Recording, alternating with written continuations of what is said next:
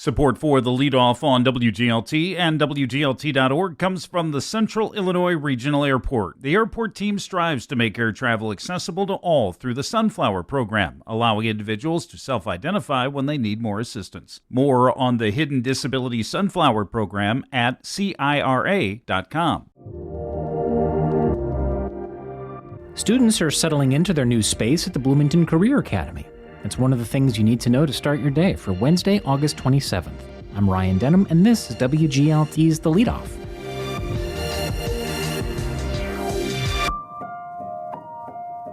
Now let's lead off with the state's largest public sector union calling for accountability after Congress passed a major spending bill that its members say is a disaster. WGLT's Eric Stock reports. Union members with the American Federation of State, County, and Municipal Employees, or AFSCME, say the GOP's tax cut and spending plan that's now law will bring devastating cuts to those most in need. Union leader Chuck Carver is a building service worker at Illinois State University. Carver says cuts to student loan programs will deny many the opportunity for higher education, and that could have an economic ripple effect. This could lead to layoffs of us who work on campus. It could lead to programs being cut and fewer campus services for students who are still able to come to school. Students don't deserve that. ISU workers don't deserve that, and Bloomington Normal does not deserve that. Heather Stanhouse of Gridley is a human services caseworker. She helps connect residents with health care and the Supplemental Nutrition Assistance Program known as SNAP. About 360,000 Illinoisans are expected to lose SNAP benefits. They're single moms who don't know where their child's next meal is coming from. They're homeless who haven't ate possibly at all that day. Every day I work with people whose stories would break your heart.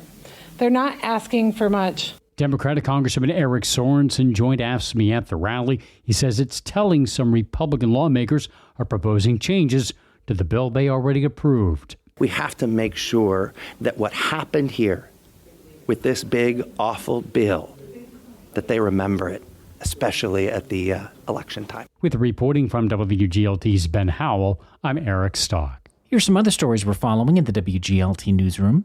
The Pritzker administration says tourism statewide increased by 500,000 visitors and $1.3 billion in spending last year. They say that led to an all-time high in hotel tax revenue. Cronus Chemicals plans to invest $2 billion in a new fertilizer production facility in Tuscola, creating 130 new jobs. Tuscola is about an hour southeast of Bloomington Normal. And a bladesmith and knife sharpener in rural Bloomington, Taylor Matthews from Edge of Normal Workshop, will compete tonight on the History Channel show Forged in Fire. There'll be a watch party at Joe's Station House in Normal. You can find more on these stories at WGLT.org. The Bloomington Career Academy has moved into its new location at a former State Farm building on Oakland Avenue in Bloomington. As WGLT's K-12 correspondent Braden Fogerson reports, that move is also an opportunity to add more students to the program. Okay, kids, y'all can head to class. The Bloomington Career Academy now has more space and more hands-on opportunities for students. 17 different schools across McLean and surrounding counties send students to the BCA to learn about a wide range of careers they might pursue after high school. Director Bryce Hansen says there are over 1,000 students enrolled this year. Which is a big upgrade. This time last year we were a little over 800, so adding about 200 more students. And our programs still have some small wait lists because there's still kids that want to take advantage. There are more than a dozen different career focuses for students to enroll in, such as Foundations of Teaching, which is a new program with us this year. Really just trying to get more students interested in the education profession and the teaching profession. Or more physical jobs like automotive tech or construction trades. The BCA won a grant from the state that funded the start of an off-campus CDL trucking class at Heartland Community College, as well as a lot of heavy equipment, including a wheel loader, forklift, and excavator. It gives kids the opportunity to learn how to operate and practice with those pieces of equipment, as well as work on them and maintain them. The welding class also benefited from a state grant. Those students have a new welding lab to work in. The machines are the same ones they'll see at Heartland, so they get dual credit in our welding program, and they want to go finish their associates out at Heartland. They'll be familiar with the machine because it's the same one that they used here, which was an intentional choice by us. The culinary arts program is not quite moved in, but when complete, it will provide much more than a standard class in family and consumer sciences, or FACS.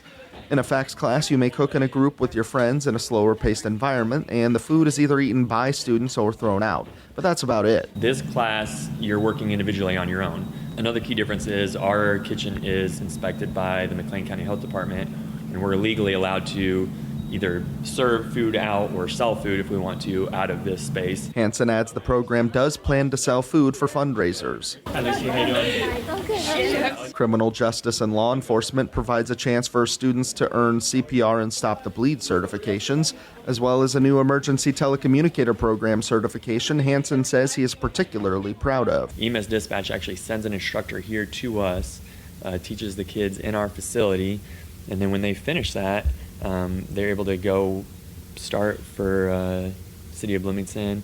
I think the starting salary for that bad boy is like $50,000 a year. The health careers and medical terminology course will teach students the terms they need to know and then show them what it's like being put into practice. We get to watch a Zoom and participate in like an actual live open heart surgery that's occurring right then. And then you type in questions into the chat box, and then the surgeon reads them and then answers the questions. And the graphic design and video production program gives students a chance to bring a project like a podcast or a social media post from idea to reality. Hansen says those students can also collaborate with peers from the other courses. Our criminal justice class will write scripts for true crime podcasts and then come in here and record it, and the graphic design kids will edit it.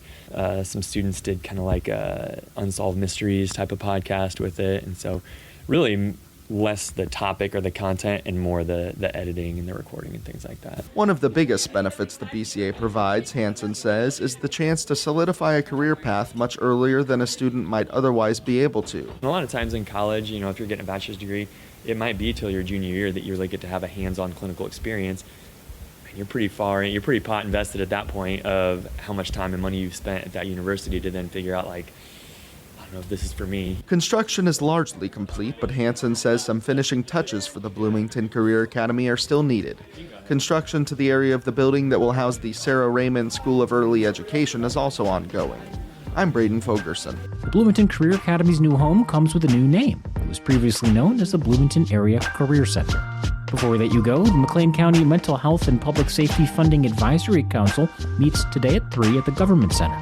You'll hear a report from the county's Behavioral Health Coordination Department. And that is it for today. I'm Ryan Denham. The show is produced by Cheyenne Brown. You can subscribe to the Leadoff on the NPR app or wherever you listen.